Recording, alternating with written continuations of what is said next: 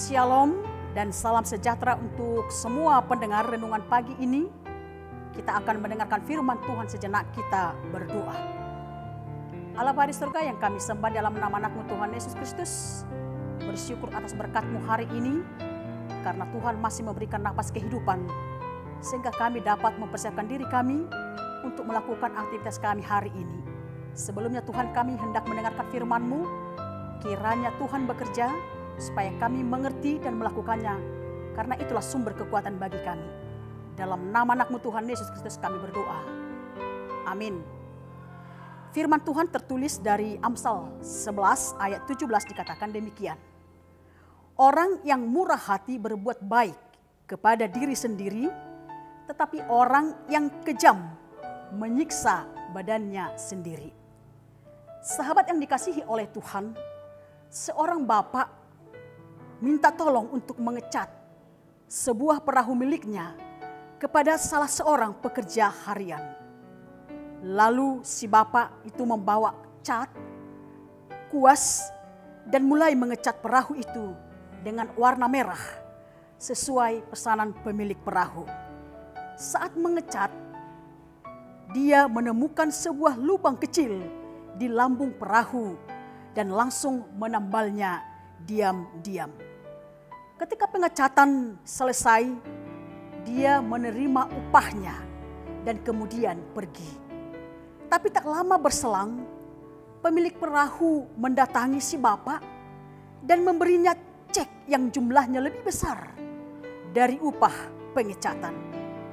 Si tukang cat terkejut dan berkata, "Tuan sudah membayar upah saya." Tapi si bapak itu berkata, "Ini bukan untuk upah mengecat, ini untukmu karena sudah menambal lubang di lambung perahuku." Ah, itu kan cuma sedikit aja Tuan.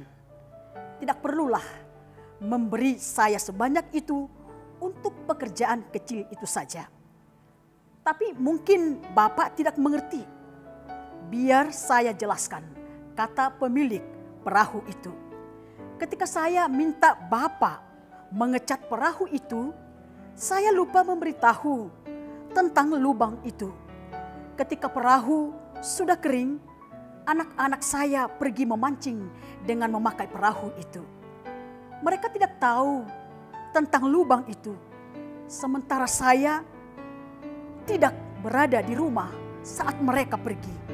Ketika saya pulang dan menyadari mereka membawa perahu itu, saya sangat khawatir, saya sangat takut karena saya ingat perahu itu bocor. Alangkah leganya saya ketika melihat mereka pulang dengan selamat. Lalu saya mendapatkan bahwa Bapak telah menambal lambung yang bocor. Kamu telah menyelamatkan anak-anakku.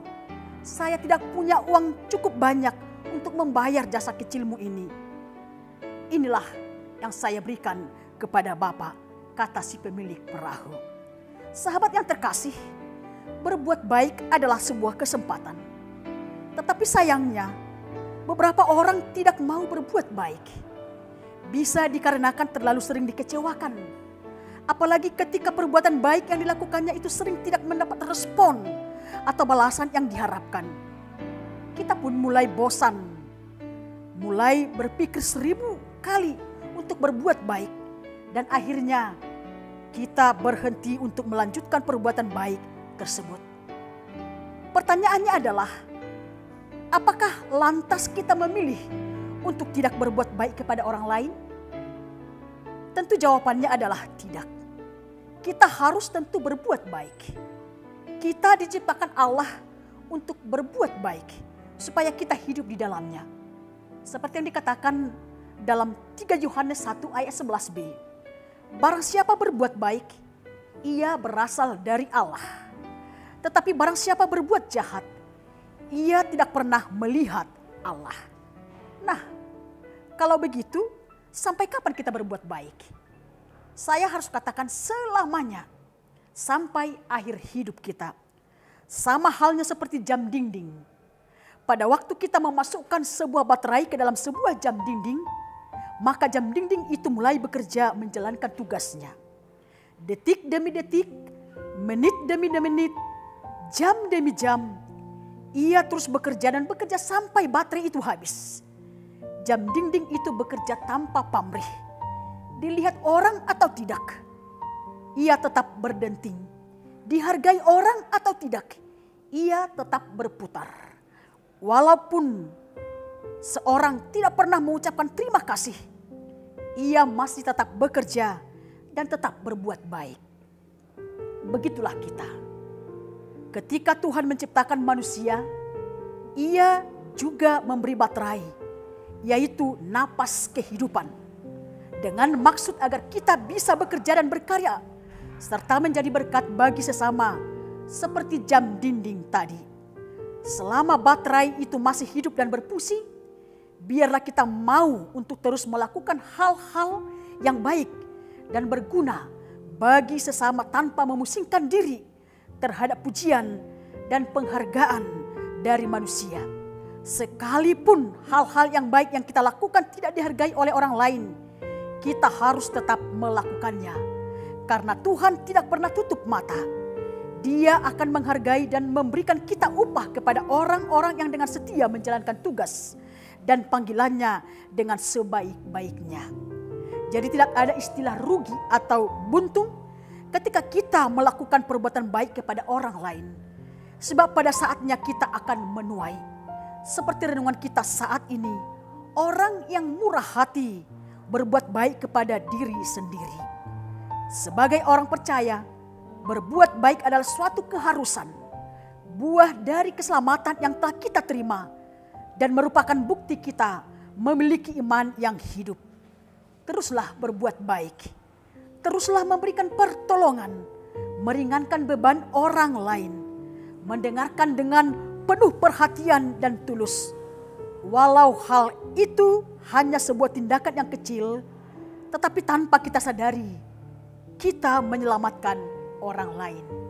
Selamat berbuat baik dan tetap menjadi berkat. Amin, kita berdoa.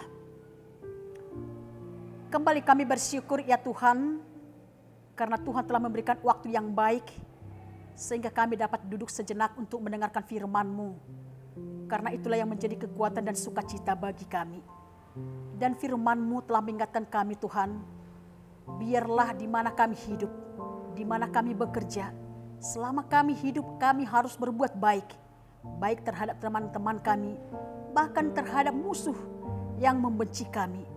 Karena perbuatan baik itulah yang selalu memberikan jalan keluar di tengah-tengah ketika ada kebencian. Biarlah Tuhan Roh Kudus-Mu senantiasa bekerja, supaya kehidupan kami menjadi berkat bagi diri kami, keluarga kami, sekeliling kami, dan juga bagi gereja-Mu.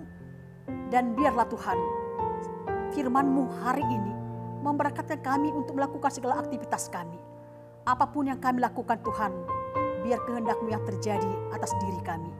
Kami serahkan seluruh hidup kami, keluarga kami, para jemaat-Mu. Yang sakit Engkau sembuhkan, yang lemah Engkau kuatkan, yang berduka Engkau hiburkan. Seluruh kehidupan kami, biar tangan-Mu yang kudus itu selalu menopang kami, supaya kami selalu bersandar hanya kepada Tuhan.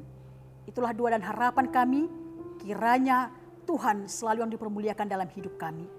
Dalam nama anak-Mu Tuhan Yesus Kristus, kami berdoa dan bersyukur kepada-Mu. Amin.